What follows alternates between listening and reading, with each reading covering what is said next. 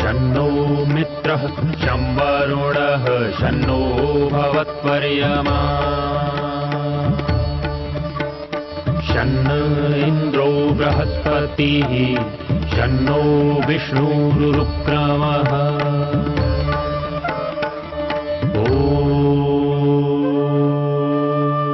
शांति शांति शांति।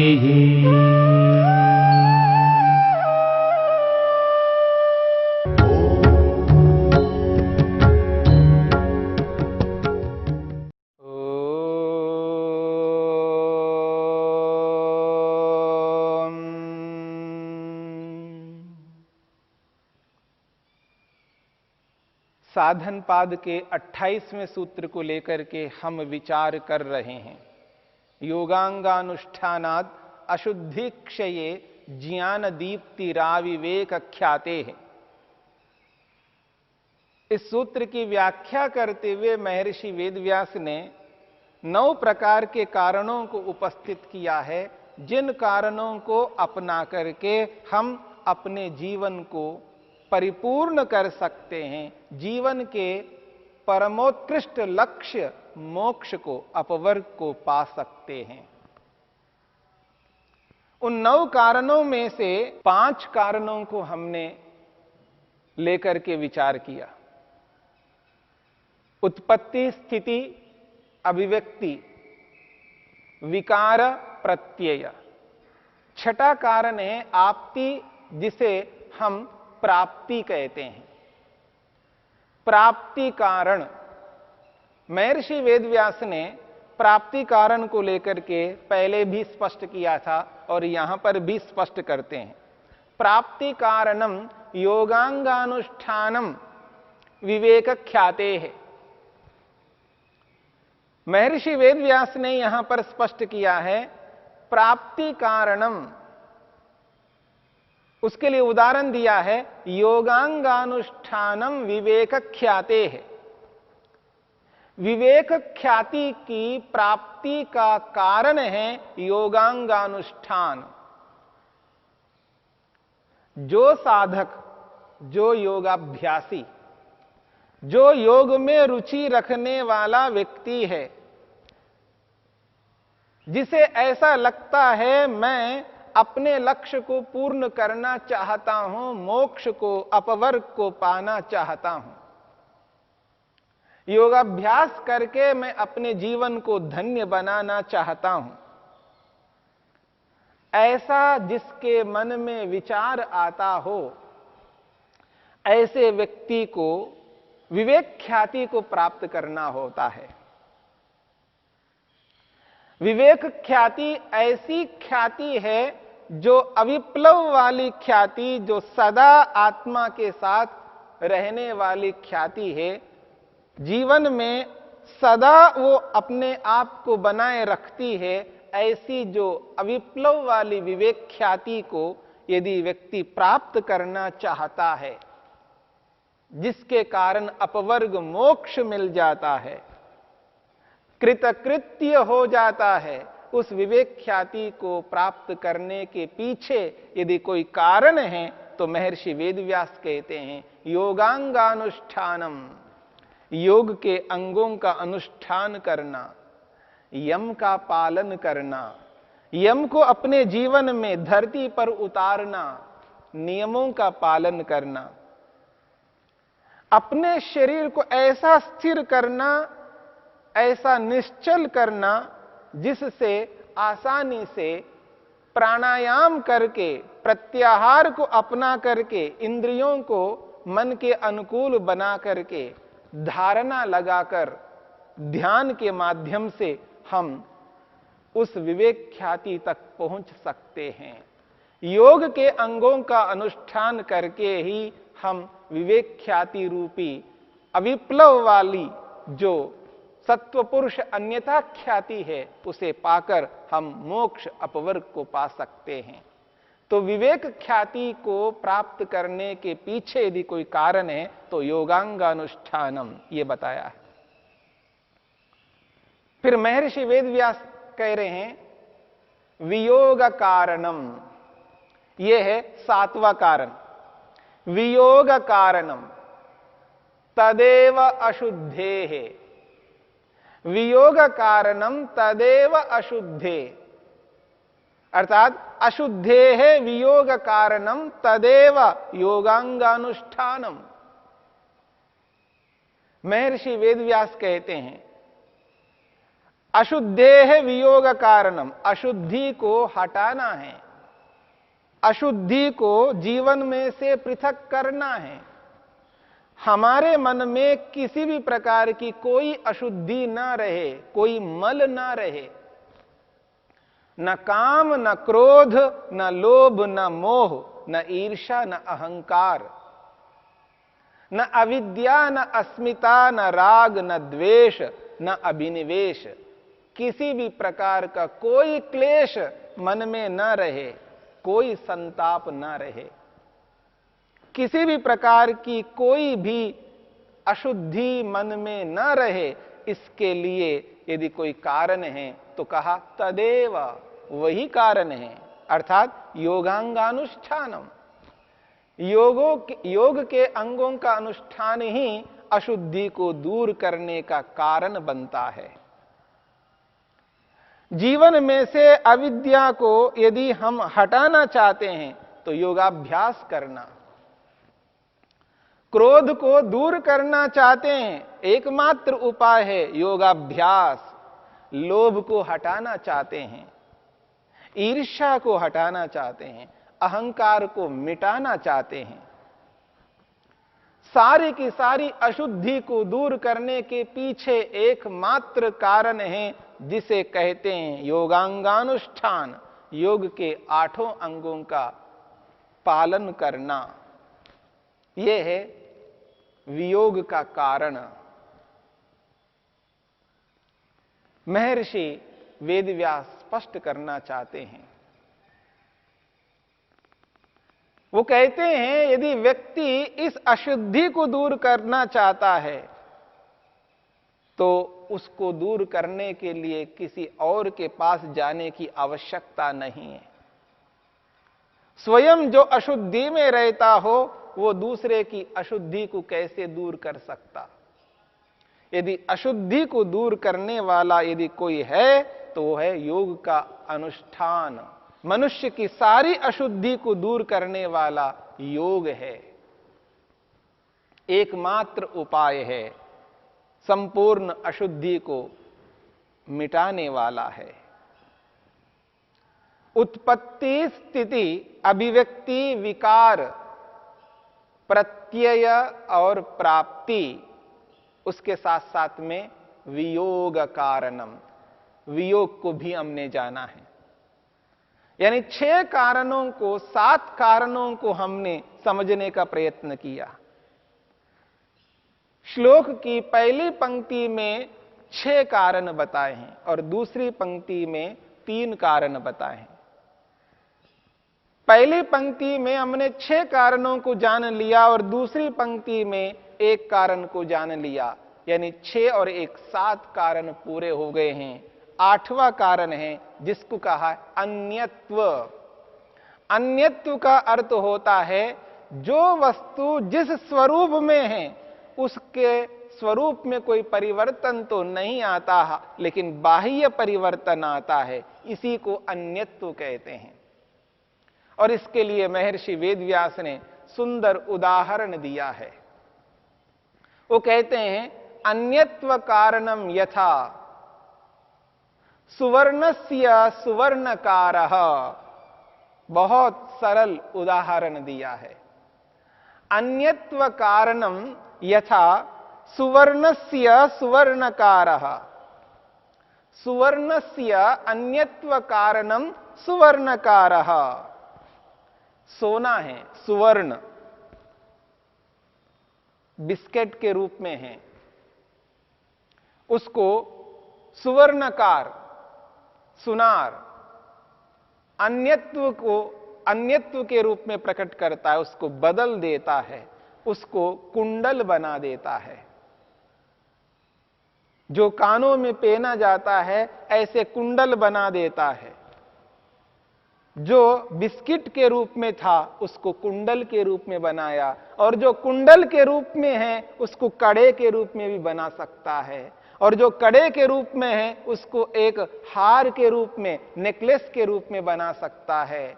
सुवर्णकार उसके अन्यत्व का कारण है, उसके परिवर्तन का कारण है, उसके बाह्य स्वरूप को बदलने का यदि कोई कारण है तो वो है सुवर्णकार, सुनार।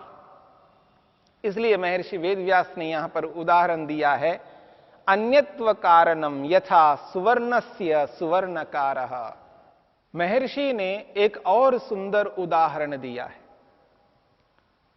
अन्यत्व को लेकर के। एवं एकस्य स्त्री प्रत्ययस्य, एवं एकस्य स्त्री प्रत्ययस्य अविद्या मूढ़त्वे द्वेषो दुःखत्वे रागः सुखत्वे तत्वज्ञानम माध्यस्थे। बहुत सुंदर उदाहरण दिया है। एवं एकस्य स्त्री प्रत्ययस्य, उन्होंने उदाहरण दिया है, लौकिक उदाहरण दिया है। एक स्त्री है और स्त्री के विषय में अलग अलग लोग किस प्रकार देखते हैं। देखना समान है। एक स्त्री को देखा जाता है, उस देखने के पीछे कितने परिवर्तन होते हैं, उन परिवर्तनों को, उन अन्यत्व को बताया जा रहा है। एवं एकमेव स्त्री प्रत्ययस्य अविद्या मूढ़त्वे। मूढ़त्वे, एक व्यक्ति एक स्त्री को देखता है और मूढ़ बना हुआ है, मूढ़ बना हुआ है, मूढ़त्व उसके अंदर आया है। उसके पीछे कारण है अविद्या। अविद्या के कारण से व्यक्ति मूढ़ बन रहा है। फिर कहा द्वेषो दुःखत्वे, और एक पड़ोसी है और वो पड़ोसी उस एक स्त्री को, उसी स्त्री को देख रहा है और वो दुख उसको हो रहा है। दुःखत्वे द्वेषः, उसके दुख होने में द्वेष कारण बन रहा है। और पति देखता है तो उसको सुख प्राप्त हो रहा है, तो सुखत्वे रागः। पति सुखी हो रहा है, उसके सुखी होने के पीछे राग कारण है।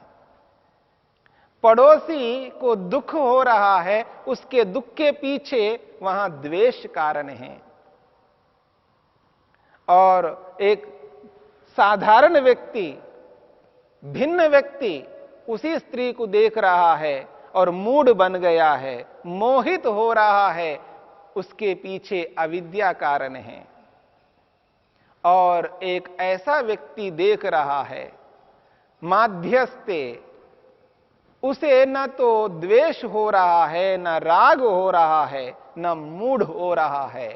क्यों? तत्वज्ञानम, तत्वज्ञान के कारण से वो मध्यस्थ है, उसको न राग है, न द्वेष है, न मोह है। एक योगी देखता है, उसी स्त्री को देख रहा है, एक योगाभ्यासी देख रहा है, एक तत्वज्ञानी देख रहा है।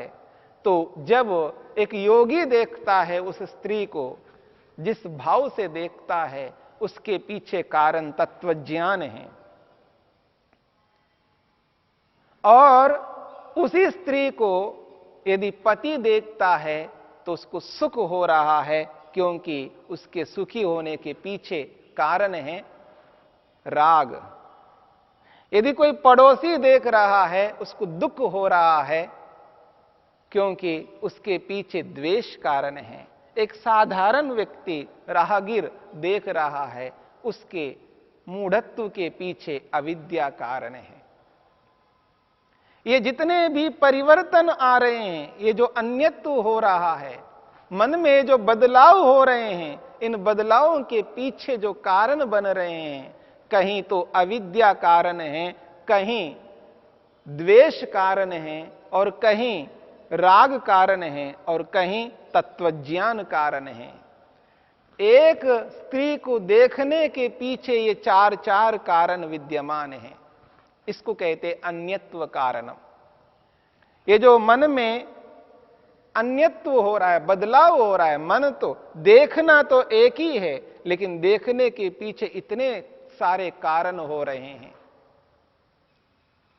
ये व्यक्ति के पीछे जो विद्यमान हैं, अविद्या, द्वेष, राग और मोह और तत्वज्ञान, ये कारण बनते हैं अन्यत्व के। 8 कारण हो चुके हैं। 9वां कारण अंतिम कारण है धृति कारण। धृति कहते हैं धारण करना। धृति कारणम, धृति कारणम शरीरम इंद्रियाणाम। महर्षि वेदव्यास कहते हैं धृति कारणम, धारण करने का कारण। इंद्रियाणाम धृति कारणम शरीरम। इंद्रियों को धारण करने का यदि कोई कारण है तो शरीर है। तानि च तस्य, फिर इसी बात को महर्षि वेदव्यास कहते हैं तानि च तस्य। तस्य का मतलब तस्य शरीरस्य धृति कारणम इंद्रियाणि। जिस प्रकार से इंद्रियों को धारण करने का कारण शरीर है, ठीक इसी प्रकार शरीर को धारण करने का कारण इंद्रियां हैं। ये परस्पर एक दूसरे को धारण करते हैं। फिर कहा है इस शरीर को और इन इंद्रियों को धारण करने के पीछे यदि कोई कारण है तो महर्षि वेदव्यास कहते भूतानि। पंचमा भूत जो है शरीर को धारण किए हुए हैं, इंद्रियों को धारण किए हुए हैं। इतना ही नहीं, महर्षि वेदव्यास ये भी कहते हैं, वो कहते हैं पंचमा भूत भी एक दूसरे को धारण किए हुए हैं, परस्पर एक दूसरे को धारण किए हुए हैं।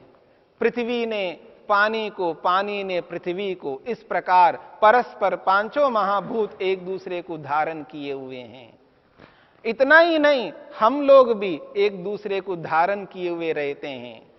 महर्षि वेदव्यास कहते हैं तिर्यक मानुष दैवतानि।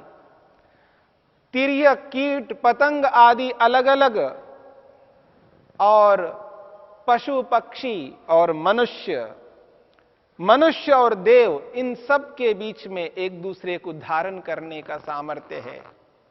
हम पशुओं को धारण करते हैं और पशु हमें धारण करते हैं। बिना पशुओं के हम नहीं है और हमारे बिना पशु नहीं है। प्रत्येक प्राणी को धारण कर रहे हैं। इस बात को हमें समझना है।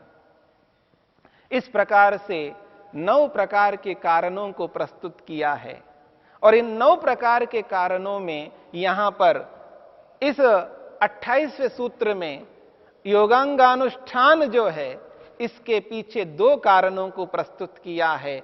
एक कारण है वियोग कारण और एक कारण है प्राप्ति कारण।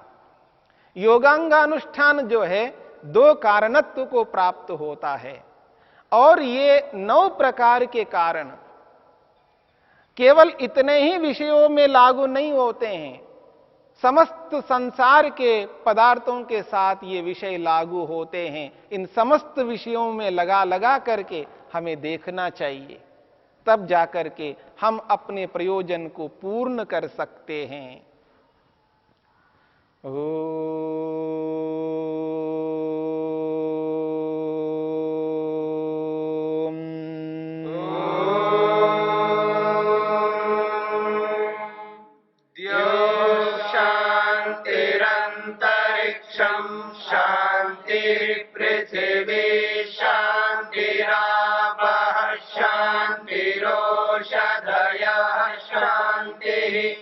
वनस्पतयः शान्तिर्विश्वे देवा शान्तिर्ब्रह्म शान्ति सर्वं शान्ति शान्तिरेव शान्ति क्षमा शान्तिरेधि।